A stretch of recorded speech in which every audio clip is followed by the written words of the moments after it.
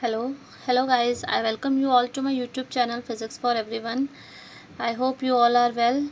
So last हमने discuss किया था एसएचएम की कुछ बेसिक चीज़ें डिस्कस की थी and today we are going to discuss questions. ये नीट के पीवाईक्यू है जो हम यहाँ डिस्कस कर रहे हैं, ठीक है। सो इससे आपकी थोड़ी प्रैक्टिस हो जाएगी, जो भी हमने टॉपिक्स किए थे वो क्लियर हो जाएंगे। अच्छा, जो मैंने एसएचएम वाली वीडियो बनाई थी उसमें एक डैम्प्ड ऑसिलेशन वाला, फोर्स्ड ऑसिलेशन, वो सब एक दो टॉपिक रहते हैं, तो उसके लिए मैं एक अलग वीडियो सेपरेट बनाऊंगी। अभी जो हमने किया है उस पर बेस्ड हम कुछ क्वेश्चंस यहाँ डिस्कस कर रहे हैं, ठीक है। तो ज़्यादा बात ना करते हुए let's move to the first question. So here a body is executing simple harmonic motion with frequency n, ठीक है। एक बॉडी है, सिंपल हार्मोनिक मोशन एग्जीक्यूट कर रही है, मीन सिंपल हार्मोनिक मोशन में है, तो उसकी फ्रीक्वेंसी एन है। तो frequency of its potential energies, अब देखो पोटेंशियल एनर्जी की क्या फ्रीक्वेंसी होगी। देखो, जब बॉडी एक बार ऑसिलेट करती है, वो एक बार ऑसिलेशन उसकी कहाँ कंप्लीट होती है, ये देखो, वो पहले ओ पे है, फिर वो ए पे जाएगी, एक बार वो ऐसे जाएगा ए पे, फिर वापस बी पे आएगा, फिर वापस ओ पे आएगा। ये हमारा एक ऑसिलेशन कंप्लीट माना जाएगा। अब इस पूरे एक ऑसिलेशन में फ्रीक्वेंसी, जो पोटेंशियल एनर्जी है, वो कितनी बार आ रही है। देखो यहाँ पे तो पोटेंशियल, यहाँ पे काइनेटिक एनर्जी जो होती है, मीन पोजीशन है ये, ठीक है। और ये दो एक्सट्रीम पोजीशंस हमारी होगी। हमें पता है एक्सट्रीम पोजीशन पे वेलोसिटी ज़ीरो होती है, काइनेटिक एनर्जी ज़ीरो होगी, तो पोटेंशियल एनर्जी होगी हमारे पास कुछ। तो एक बार पोटेंशियल एनर्जी हमारे पास यहाँ आई, पहले पार्टिकल ज़ीरो से यहाँ गया, एक बार पोटेंशियल एनर्जी यहाँ आई, फिर वो वापस जाएगा यहाँ पे, फिर पोटेंशियल एनर्जी आएगी हमारे पास, फिर यहाँ को आएगा वापस ओ की तरफ, तो पोटेंशियल एनर्जी कम होगी और धीरे धीरे वो काइनेटिक एनर्जी में ट्रांसफॉर्म हो जाएगी। तो पोटेंशियल एनर्जी हमारे पास एक ऑसिलेशन में कितनी बार आई, दो बार आई। पोटेंशियल एनर्जी की, यानी कि एक ऑसिलेशन में पोटेंशियल एनर्जी की फ्रीक्वेंसी कितनी है, 2 टाइम्स है, ठीक है। तो अगर एक बॉडी सिंपल हार्मोनिक मोशन कर रही है और उसकी फ्रीक्वेंसी एन है, तो पोटेंशियल एनर्जी की फ्रीक्वेंसी कितनी होगी, 2n, क्योंकि पोटेंशियल एनर्जी कितने टाइम आ रही है, 2 टाइम। नाउ देखो, नेक्स्ट क्वेश्चन है identify the function which represent a periodic motion. अब इसमें देखो, हमें पता है साइन ओमेगा टी का ग्राफ कैसे होता है, साइन का ग्राफ कैसे होता है, ये एक फिक्स टाइम, ये 0, और ये मतलब इतने, देखो फिक्स टाइम इंटरवल के बाद खुद को रिपीट कर रहा है, ठीक है, सॉरी। तो ये क्या है, एक पेरियोडिक मोशन है। सिमिलरली कॉस ओमेगा टी का ग्राफ यहाँ से स्टार्ट होता है, ऐसे जाता है, तो ये भी एक पेरियोडिक मोशन है। तो इन दोनों का सम जो होगा वो भी पेरियोडिक मोशन बना होगा। बाकी एक्सपोनेंशियल और लॉग फंक्शन है, तो उनका ग्राफ हमें पता है कैसा होता है, ये होता है एक्सपोनेंशियल का ग्राफ, ये होता है लॉग का ग्राफ। तो दोनों फंक्शंस देख लो, दोनों इंक्रीज़ कर रहे हैं या डिक्रीज़ कर रहे हैं, तो इसमें कुछ भी पेरियोडिक नहीं है, तो ये पेरियोडिक मोशन को रिप्रेजेंट नहीं करेंगे, तो ऑप्शन सी यहाँ पे हमारा करेक्ट ऑप्शन होगा। नेक्स्ट देखो, the phase difference between displacement and acceleration of particle. Displacement और एक्सेलरेशन में फेज डिफरेंस कितना होगा। देखो, डिस्प्लेसमेंट को हम क्या लिख सकते हैं, वाई, एक मिनट, सॉरी, डिस्प्लेसमेंट को हम क्या लिखते हैं, Y is equal to A sine omega T, और एक्सेलरेशन की हम बात करें तो उसको क्या लिखते हैं, minus A omega square sine omega T, ऐसे ही लिखते हैं। अब ये माइनस साइन को कंज्यूम करने के लिए मैं इसको ऐसे लिख सकती हूँ, omega square A sine omega T plus pi, ऐसे लिख सकती हूँ। पाई पे कोई चेंज नहीं होगा और साइन इसका नेगेटिव यहाँ पे कंज्यूम हो जाएगा। तो अब इस वाली इक्वेशन को देखो और इस वाली इक्वेशन को देखो, यहाँ पे देखो साइन में ओमेगा टी, यहाँ ओमेगा टी है, यहाँ ओमेगा टी प्लस पाई है, तो कितना डिफरेंस आ रहा है, पाई का डिफरेंस आ रहा है। तो ये डिस्प्लेसमेंट होगी, ये एक्सेलरेशन होगी, तो इनमें फेज डिफरेंस कितने का आ रहा है, पाई का आ रहा है। तो ऑप्शन डी यहाँ पे करेक्ट होगा। तो देखो किस टाइप के क्वेश्चन आए हुए हैं, आप बहुत ईजिली कर रहे हो इन्हें। The distance covered by a particle under going SHM in 1 time period. अब देखो 1 टाइम पीरियड में डिस्प्लेसमेंट की बात वो कर रहा है, वन टाइम पीरियड कब होता है? जब पार्टिकल अपनी कंप्लीट एक ऑसिलेशन कंप्लीट करता है, ज़ीरो से ए जाएगा, ए से बी जाएगा और अगेन ओ पे आएगा, तो वो एक ऑसिलेशन उसकी कंप्लीट होगी। तो वन ऑसिलेशन के ड्यूरिंग उसने डिस्टेंस कितना कवर किया? देखो सपोज इसका एम्पलीट्यूड ए है, यहाँ पे कैपिटल ए लिया तो मैं कैपिटल ए एम्पलीट्यूड ले लेती हूँ। इस पॉइंट को कुछ और मान लो, यहाँ पे ए इधर गया, फिर सी से ओ पे जाएगा, ओ से सी पे गया ए के, प्लस फिर सी से ओ पे आएगा, फिर ए, फिर ओ से बी पे जाएगा, फिर ए, फिर बी से ओ पे आएगा, फिर ए। तो टोटल डिस्टेंस कितना चला वो? 4a। तो here 4a is the correct answer. Next देखो, average velocity of a particle executing SHM in, ये सब क्वेश्चन नीट में आए हुए हैं, आप देख सकते हो। Average velocity of a particle executing SHM in one complete vibration, एक कंप्लीट वाइब्रेशन में अब एवरेज वेलोसिटी पूछिए कितनी होगी। देखो पार्टिकल यहाँ मीन पोजीशन से स्टार्ट हो रहा है और वापस आके मीन पोजीशन पे ही रुक रहा है, ठीक है। मीन पोजीशन से स्टार्ट हो रहा है, फिर एक्सट्रीम पे जा रहा है, फिर अगेन मीन सेकेंड एक्सट्रीम पे जा रहा है, देन अगेन मीन पे आ रहा है। तो क्या हो रहा है? नेट डिस्प्लेसमेंट इस केस में ज़ीरो है। नेट डिस्प्लेसमेंट क्या होता है? Initial final position minus initial position. तो जो इनिशियल पोजीशन है वही उसकी फाइनल पोजीशन है, तो इनिशियल पोजीशन और फाइनल पोजीशन सेम है इस केस में, तो एवरेज वेलोसिटी क्या आ जाएगी? ज़ीरो। नेक्स्ट देखो, the displacement of a particle executing as simple harmonic motion हमें दी हुई है, तो एम्पलीट्यूड ऑसिलेशन का बताना है, ठीक है। देखो यहाँ पे ए नोट से कंफ्यूज नहीं होना है, इसको इस साइड ले आओ, वाई माइनस ए नोट कर लो। ये जब हमारी ऑसिलेशन स्टार्ट हुई थी उस समय कुछ एम्पलीट्यूड रहा होगा, तो वो ये है, डिस्प्लेसमेंट रही होगी, सॉरी वो ये है, और बाकी फंक्शन है ए साइन ओमेगा टी और बी कॉस ओमेगा टी। तो जब भी साइन और कॉस का फंक्शन आता है तो हमारे पास क्या आता है? इसके कॉफिशिएंट का स्क्वायर यानी कि ए का स्क्वायर प्लस बी का स्क्वायर, सुपर पोजिशन प्रिंसिपल से मैं ये कर रही हूँ, प्लस 2ab कॉस फाइव होता है। साइन और ओमेगा में कॉस क्या हो जाएगा? 90 डिग्री, और कॉस 90 क्या होता है? 0 होता है। तो ये क्या आ जाएगा? अंडर रूट ए स्क्वायर प्लस बी स्क्वायर। सो ये चीज़ भी ध्यान रखना, जब भी साइन और कॉस का फंक्शन आएगा तो उसका जो नेट एम्पलीट्यूड निकलेगा सुपर पोजिशन करके, तो एम्पलीट्यूड क्या आएगा? साइन के कॉफिशिएंट का स्क्वायर प्लस कॉस के कॉफिशिएंट का स्क्वायर और उसका अंडर रूट। नाउ नेक्स्ट देखो, the radius of a circle, the period of revolution, initial position and sense of revolution are indicated in the below। तो हमें एक फिगर दी हुई है यहाँ पे और हमें 4 ऑप्शंस दिए हुए हैं, हमें बताना है कौन सा करेक्ट है। सबसे पहले तो यहाँ देखो फिगर से क्या शो हो रहा है, ये 3 सेंटीमीटर है, तो ये भी 3 सेंटीमीटर होगा, ये भी 3 सेंटीमीटर होगा। तो पार्टिकल क्या करेगा? 0 से ऊपर तो यहाँ तक जाएगा 3, फिर 3 से 0 आएगा, फिर 0 से 3 जाएगा। तो मतलब उसका जो एम्पलीट्यूड है वो कितना है? 3 है। तो यहाँ ये फर्स्ट ऑप्शन एलिमिनेट हो गया क्योंकि यहाँ एम्पलीट्यूड 4 दिया हुआ है। तो अब ये 3 ऑप्शंस में से देखने हैं कौन सा सही है। अब हमें क्या है? कॉस ओमेगा टी, या अंदर ओमेगा होगा तो ओमेगा निकालेंगे। ओमेगा क्या होता है? 2π/t, ठीक है। और टी हमें यहाँ कितना दिया हुआ है? 4 सेकेंड दिया हुआ है, तो 4 सब्सटीट्यूट करो तो ये क्या आ रहा है? π/2, यानी कि ओमेगा टी क्या आ जाएगा? π/2t। तो π/2 टी देखो सी ऑप्शन में आ रहा है, तो ये हमारा करेक्ट ऑप्शन हो जाएगा। यहाँ 3π/2 आ रहा है, यहाँ 2πt आ रहा है, तो ये दोनों भी नहीं हो सकते। तो सी ऑप्शन यहाँ पे हमारा करेक्ट ऑप्शन है। I hope it is clear to you. Next देखो, a particle execute SHM with an amplitude of 3 centimetre. Amplitude उसका कितना है? 3 सेंटीमीटर है।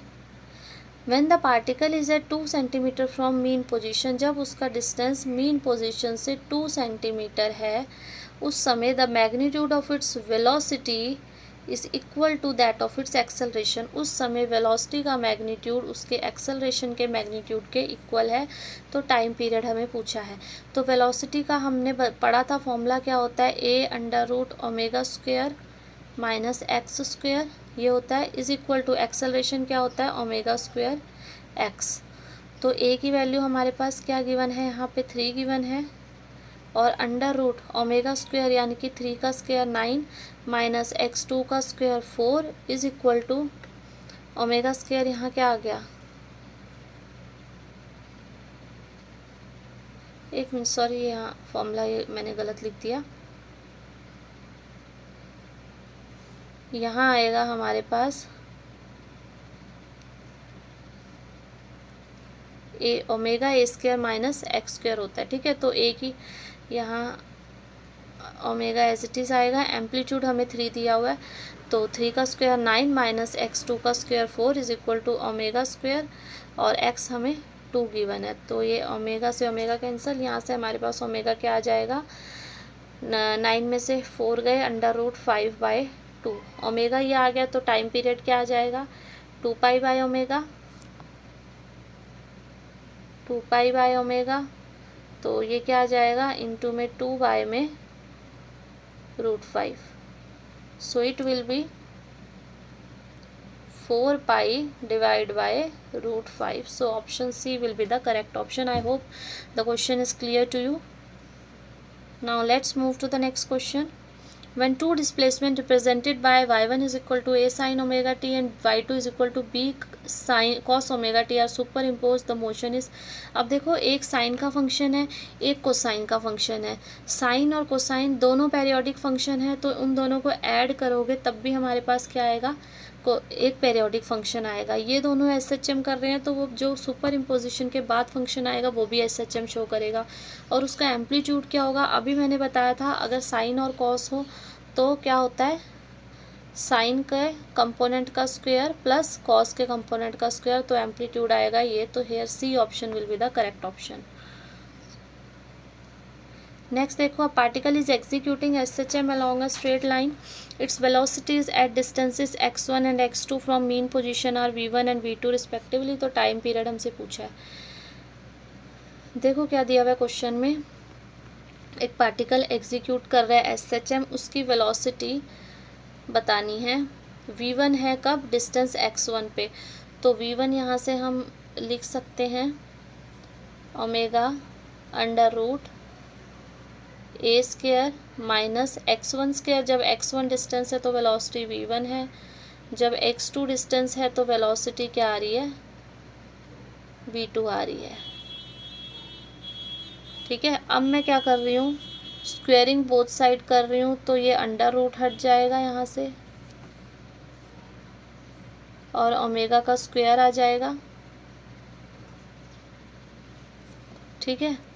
दोनों को सब्ट्रैक्ट करेंगे, क्योंकि देखो ऐड करके तो इनमें से कुछ कट नहीं रहा है, दोनों ऐड ही होंगे, तो मैंने सब्ट्रैक्ट कर दिया। सब्ट्रैक्ट करके क्या होगा, ओमेगा स्क्वायर, ये ए स्क्वायर कैंसल आउट हो जाएगा, कट जाएगा, तो x2 square minus x1 square आ जाएगी। हमें अप्रोच करना है ऑप्शंस को। ऑप्शन में देखो ए को एलिमिनेट किया हुआ है, ए कहीं नहीं है ऑप्शन में, x और v हैं, ठीक है। तो हमने ए को कैंसिल करना है। ए को कैंसिल कैसे होगा, ये माइनस करके, इसलिए मैंने यहाँ पे माइनस कर दिया। तो यहाँ पे से देखो ओमेगा क्या आ रहा है, omega will be under root v1 square minus v2 square divide by x2 square minus x1 square, तो ये आ रहा है ओमेगा। और टाइम पीरियड उसने पूछा है, तो टाइम पीरियड क्या होता है, 2π/ओमेगा, तो टाइम पीरियड क्या हो जाएगा 2π, और ओमेगा का यहाँ रेसिप्रोकल यानी कि x2 square minus x1 square v1 square minus v2 square. So देखो कौन सा ऑप्शन करेक्ट बन रहा है हमारा, सो बी ऑप्शन यहाँ हमारा करेक्ट बन रहा है। नेक्स्ट देखेंगे, अ particle is executing a simple harmonic motion, ठीक है। मैक्सिमम एक्सेलरेशन उसकी अल्फा दी हुई है। मैक्सिमम एक्सेलरेशन हमारे पास कितनी होती है, ओमेगा स्क्वायर एक्स, ठीक है, ये दिया हुआ है अल्फा। मैक्सिमम वेलोसिटी बीटा दी हुई है। मैक्सिमम वेलोसिटी कितनी होती है, ए ओमेगा, ठीक है। सॉरी, ये यहाँ पे मैक्सिमम जो एक्सेलरेशन होती है वो ओमेगा स्क्वायर ए होती है, अगर हम ए एम्पलीट्यूड ले रहे हैं, तो मैंने यहाँ ए एम्पलीट्यूड लिया है। यहाँ से हम अल्फ़ा बाय बीटा करेंगे तो हमारे पास क्या आएगा, ओमेगा आ जाएगा, ठीक है। तो टाइम पीरियड निकालना है। टाइम पीरियड विल बी 2π/ओमेगा, सो इट विल बी 2π/ओमेगा यानी कि अल्फ़ा बाय में beta, so 2π beta by alpha हमारे पास आ जाएगा। D option will be the correct option. अब इसमें देखो कोई पार्टिकल है एसएचएम कर रहा है, ए और टी में ग्राफ हमें दिया हुआ है, तो बताना है कौन सा ग्राफ सही है। तो देखो एक्सेलरेशन की इक्वेशन क्या होती है, minus omega square x cos omega T. मैं बार बार पता नहीं क्या हो रहा है, आज मैं बार बार ये ए को एक्स लिख दे रही हूँ, माइंड में पता नहीं क्या आ रहा है। ये ओमेगा स्क्वायर ए है बेटा, एम्पलीट्यूड ए लिया है, ठीक है। तो ए क्या है, माइनस ओमेगा स्क्वायर ए कॉस ओमेगा टी, ठीक है। तो अब यहाँ देखो एक्सेलरेशन में फंक्शन कौन सा आ रहा है, कॉस का आ रहा है। तो सबसे पहली बात, ये दोनों एलिमिनेट हो जाएंगे, क्योंकि ये साइन की कर्व होती है, कॉस की कर्व सी और ए है। यहाँ पे माइनस है, यानी कि जो यहाँ से स्टार्ट होगी नेगेटिव से, तो सी ऑप्शन यहाँ पे करेक्ट होगा। देखो सॉल्व करने की ज़रूरत ही नहीं है, डायरेक्ट आप ऐसे एलिमिनेशन मेथड से इसको कर सकते हो। नेक्स्ट देखो, to simple harmonic motion of angular frequency this, दो एंगुलर फ्रिक्वेंसी दी हुई है, ओमेगा 1 दिया हुआ है 100 और ओमेगा 2 दिया हुआ है 1000, ठीक है। Have the same displacement amplitude, the ratio of their maximum acceleration. तो सीधा एक्सेलरेशन की रेशियो ही निकालते हैं। मैक्सिमम एक्सेलरेशन, एक्सेलरेशन क्या होता है, ओमेगा स्क्वायर ए होता है, ठीक है। एक बार ओमेगा 1 लिख लो, दूसरी बार ओमेगा 2 लिख लो, इनकी रेशियो निकालेंगे तो क्या आएगा, ए से ए कैंसल, ओमेगा 1 बाय ओमेगा 2 का होल स्क्वायर आ जाएगा हमारे पास। ओमेगा 1 हमें कितना दिया हुआ है, 100 बाई ये दिया हुआ है 1000, इसका स्क्वायर यानी कि 1/100 या 1/10 का स्क्वायर। तो ऑप्शन बी सही है। नेक्स्ट क्वेश्चन देखो, लास्ट क्वेश्चन इस सेशन का मैं ले रही हूँ यहाँ पे। The particle executing simple harmonic motion has kinetic energy, ये देखो काइनेटिक एनर्जी उसकी दी हुई है हमें पार्टिकल की। कोई पार्टिकल है, सिंपल हार्मोनिक ऑसिलेशन वो कर रहा है, तो उसकी पार्टिकल की काइनेटिक एनर्जी हमें गिवन है k0 cos square omega T. Maximum value of potential energy and total energy क्या होगी। तो आप ये देखो, सिंपल हार्मोनिक मोशन जब हम करते हैं तो ये ऐसे जाता है,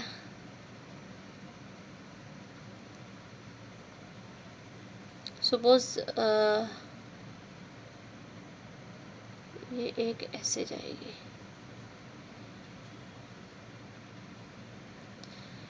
ठीक है। एक काइनेटिक एनर्जी कर्व है इसमें से, एक पोटेंशियल एनर्जी कर्व है, ये टोटल एनर्जी है। तो सबका जो एम्पलीट्यूड है वो सेम होता है, यानी कि वैल्यू सबकी सेम होगी।